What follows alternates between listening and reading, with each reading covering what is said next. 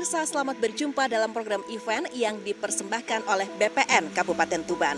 BPN Kabupaten Tuban sangat berkomitmen untuk mensukseskan program prioritas pemerintah terkait dengan pendaftaran tanah sistematis lengkap atau PTSL. Di samping itu, BPN Kabupaten Tuban juga memberikan pelayanan terkait pertanahan secara optimal kepada masyarakat yang membutuhkan pelayanan tersebut, pemirsa. Tidak berhenti sampai di situ, perhatian penuh juga diberikan oleh BPN Kabupaten Tuban terkait dengan pemberdayaan masyarakat. Seperti apa? Kita simak bersama dalam program event yang dipersembahkan oleh BPN Kabupaten Tuban berikut ini.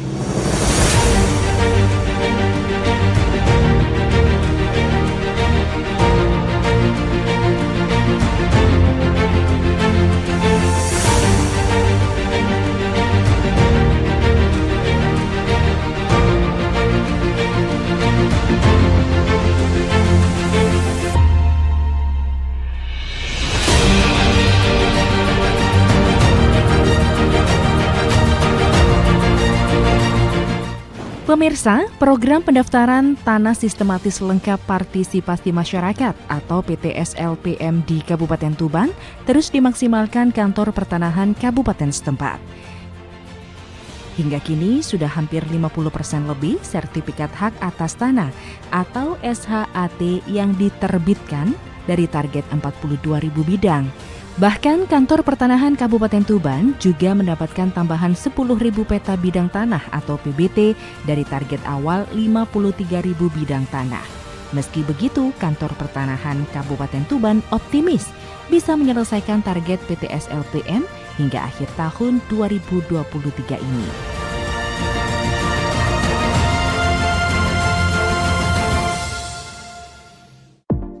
Pemirsa, BPN Kabupaten Tuban tentunya berkomitmen untuk mensukseskan program PTSL yaitu pendaftaran tanah sistematis lengkap. Nah, sampai saat ini seperti apa progres dari PTSL di Kabupaten Tuban itu sendiri? Saat ini pemirsa, saya sudah berbincang atau saya sudah bersama Kepala Kantor Pertanahan Kabupaten Tuban, Bapak Ian Septedias STSH yang akrab disapa Pak Dias, dan kami akan berbincang terkait dengan PTSL itu. Pak Dias, seperti apa sih sebenarnya kondisi dari tanah yang bersertifikat di Kabupaten Tuban? Pertama-tama saya akan tanya itu dulu nih Pak, datanya seperti apa? Yang sudah bersertifikat berapa, yang belum bersertifikat berapa? Terima kasih. Jadi untuk program PTSL ini memang kita ingin menjangkau seluruh tanah yang ada di Kabupaten Tuban yang bukan masuk dalam kawasan hutan.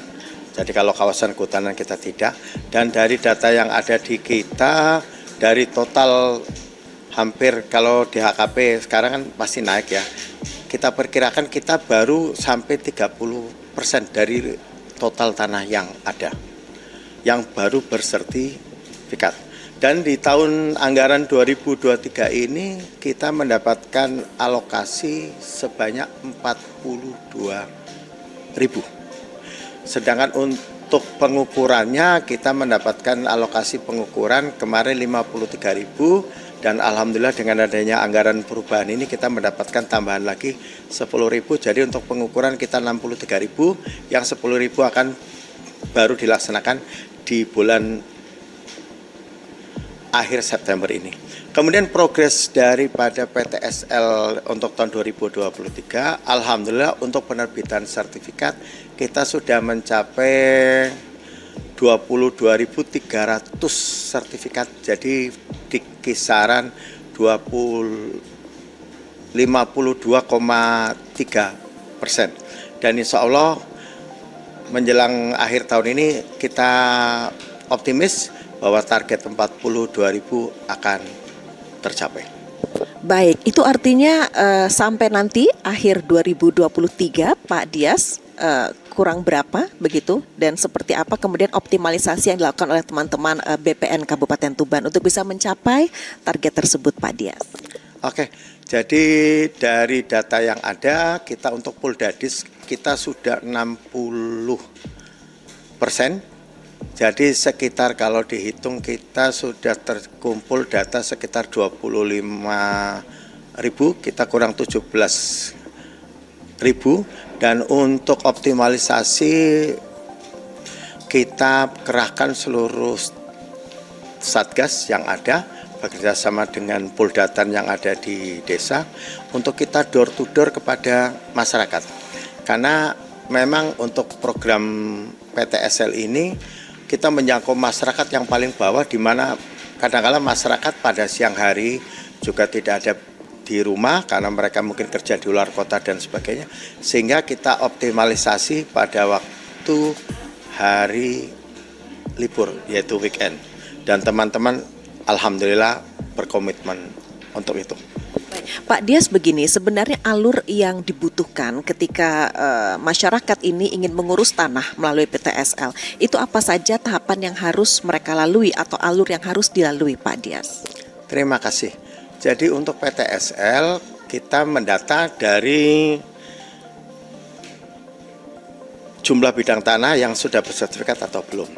Kemudian dari situ kita rencanakan untuk lokasi desa tersebut bisa menjadi lokasi PTSL, bisa juga karena keinginan dari warga masyarakat nanti melalui kepala desanya berkirim surat. Setelah itu lokasi yang sudah kita tentukan, kita tunjuk dengan namanya penetapan lokasi penlok, kita lakukan penyuluhan. Kita lakukan penyuluhan, melibatkan masyarakat dan juga panitia desa. Kemudian dilaksanakan pengukuran.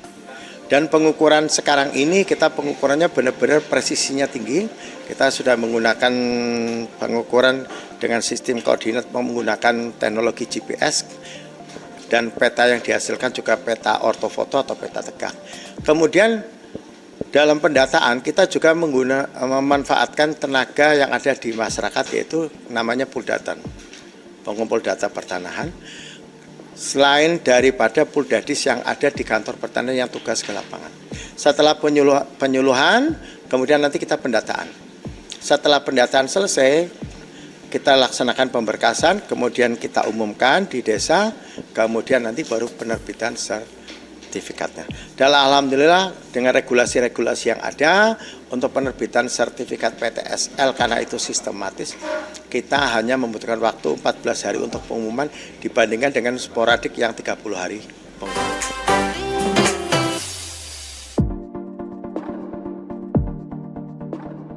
Kembali dalam program event pemirsa yang dipersembahkan oleh BPN Kabupaten Tuban, dan saya masih bersama Kepala Kantor Pertanahan Kabupaten Tuban, Bapak Dias.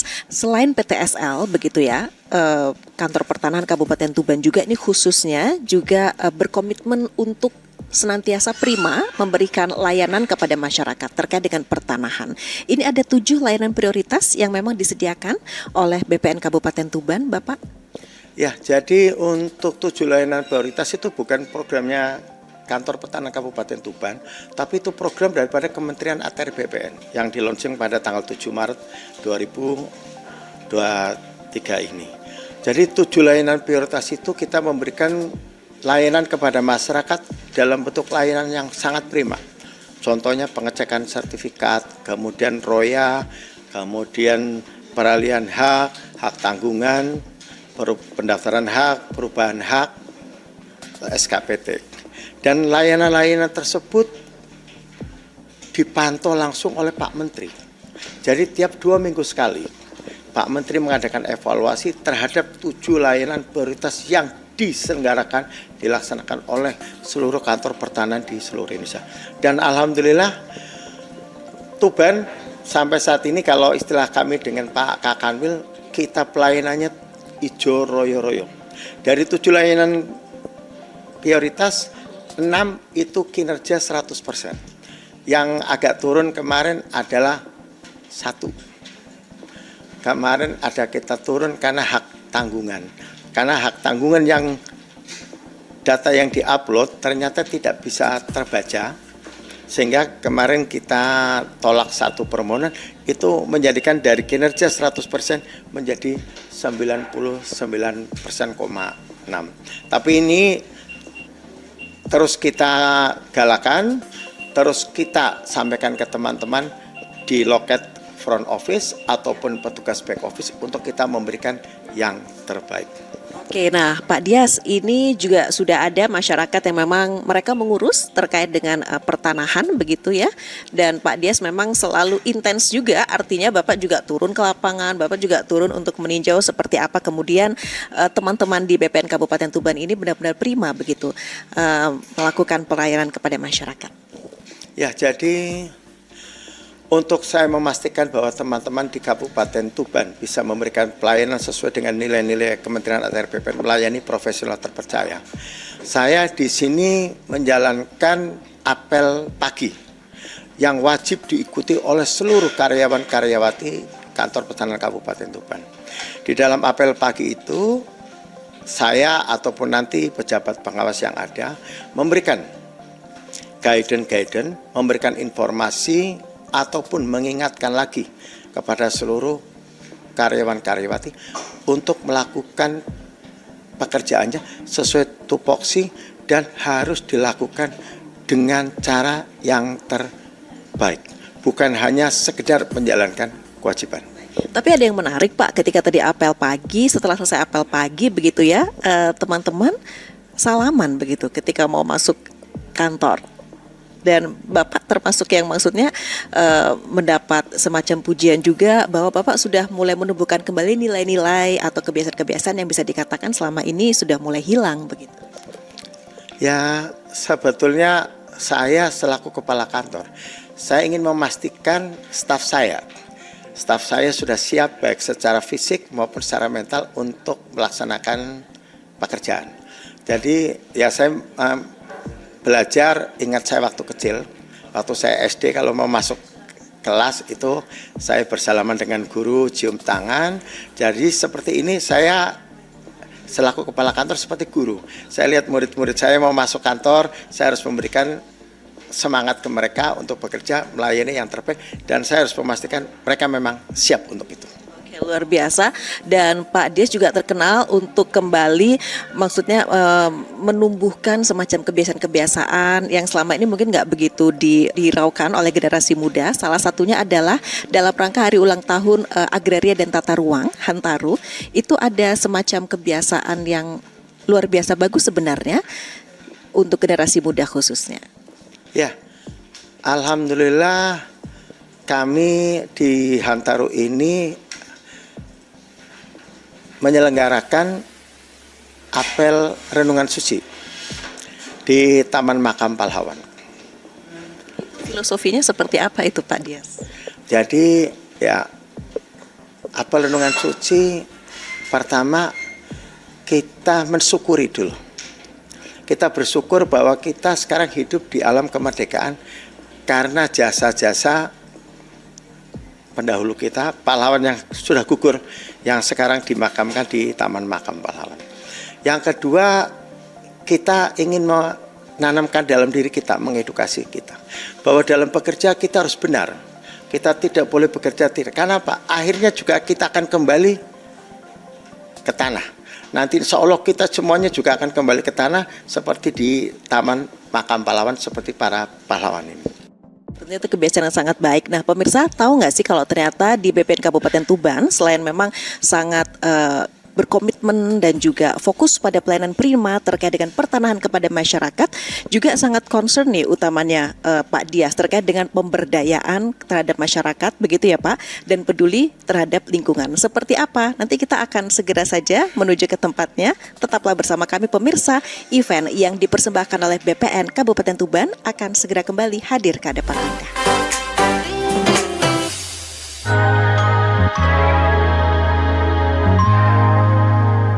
Masih dalam program event pemirsa yang dipersembahkan oleh BPN Kabupaten Tuban, dan saya masih bersama Kepala Kantor Pertanahan Kabupaten Tuban, Bapak Ian Septedias STSH, yang akrab disapa Pak Dias. Wah, luar biasa sekali pemirsa dan juga Pak Dias. Artinya BPN Kabupaten Tuban juga peduli terhadap pemberdayaan, baik itu terkait dengan pengelolaan lingkungan begitu ya, maupun pemberdayaan kepada masyarakat nantinya. Nah, kalau kita bicara mengenai lingkungan, wah ini hijau, sesuai dengan tadi Bapak sampaikan, ada hijau royo-royo juga begitu. Ternyata tamannya juga hijau. Pak Dias, bisa dijelaskan ini potensi apa aja Pak yang ada di sini Pak Dias? Ya, terima kasih Mbak Tika. Jadi kantor pertanahan Tuban yang lahannya relatif tidak begitu luas, tapi kami punya ruang terbuka ya. Ruang terbuka ini kami manfaatkan untuk penghijauan ya, dan juga budidaya tanaman sayuran dan juga hidroponik sayuran. Ini ada sawi dan pokcoy. Kemudian kami juga memanfaatkan, kita tanami belimbing, kaliandra, dan masih dalam tahap yang pertumbuhan itu tanaman air mata pengantin, karena kami sedang belajar membudidayakan lebah atau tawon kelanceng yang nanti insya Allah diharapkan akan produksinya berupa madu. Iya. Nah, kemudian ini itu ada belimbing begitu ya, dan ini juga rutin untuk dibersihkan dan juga dirawat begitu ya Pak Dias ya. Jadi begini, kami mengedukasi teman-teman dengan lahan yang sempit seperti ini, kita bisa. Ini tanamannya pakai pot, pakai polybag, kemudian pakai hidroponik. Jadi kita tidak usah berkecil hati. Karena apa? Matahari itu sebagai sumber energi yang untuk fotosintesa itu sangat besar, bisa dimanfaatkan, dan kita pengen bumi Tuban dan Jawa Timur pada umumnya hijau. Karena apa? Dengan penghijauan seperti ini insya Allah oksigen yang ada di kita dan lapisan ozon asan terpenuhi. Dan insya Allah ini nanti bisa dilihat oleh Mbak Tika. Ini ada tanaman, Yes. ini namanya tanaman kaliandra atau bunga api dan juga belimbing. Ini adalah sumber dari pakan utamanya dari lebah kelanceng. Ini tanaman ini memang kita budidayakan sengaja. Kalau ini ada pohon korma, ini sebagai pemanis saja. Karena kormanya pun belum produksi.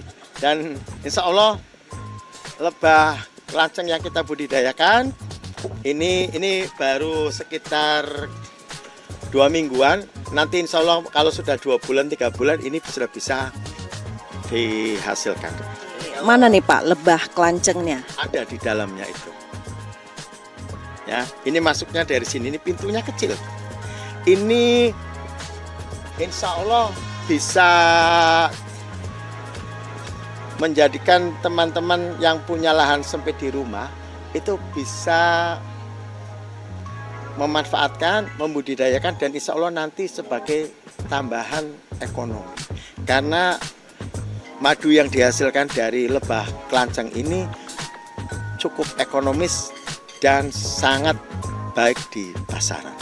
Baik, artinya melalui ruang terbuka hijau ini juga memberikan edukasi bukan hanya kepada teman-teman di BPN Kabupaten Tuban ya Pak Dias ya, tetapi kepada masyarakat yang mengurus pertanian di sini bahwa sebenarnya meskipun lahan sempit tetapi masih ada potensi yang bisa kita gali begitu ya dengan menanam berbagai pohon-pohon hijau bermanfaat. Betul. Jadi alhamdulillah kita hidup di negara tropis yang matahari bersinar sepanjang tahun, dan kita sebagai amanat dari pasal 33 ayat 3 bahwa bumi air nanti ujung-ujungnya adalah untuk kemakmuran rakyat. Ini kalau kita lihat ini banyak lebah kelanceng dan insya Allah ini tidak menyengat ini. Sekitar kita ini lebah kelanceng ya Pak ya? Ya, ini lebah kelanceng berterbangan. Mereka di sekitar ini banyak tanaman-tanaman yang jadi sumber pakannya, dan insya Allah akan menghasilkan. Baik, nah pemirsa, luar biasanya adalah bukan hanya terkait dengan ruang terbuka hijau saja yang kemudian BPN Kabupaten Tuban sangat concern nih, utamanya Pak Dias, tetapi juga concern terhadap pemberdayaan masyarakat terkait dengan budidaya ayam kampung, begitu ya Pak Dias ya? Ya, salah satunya juga kami memberdayakan untuk lahan-lahan dari start. Ya, lahannya kecil, itu bisa dibudidayakan untuk budidaya ayam kampung. Nah gini Pak, untuk penjelasan selengkapnya langsung kita ke lokasi saat ini juga. Begitu ya Pak Dias ya. Tetaplah bersama kami pemirsa, kami akan kembali sesaat lagi.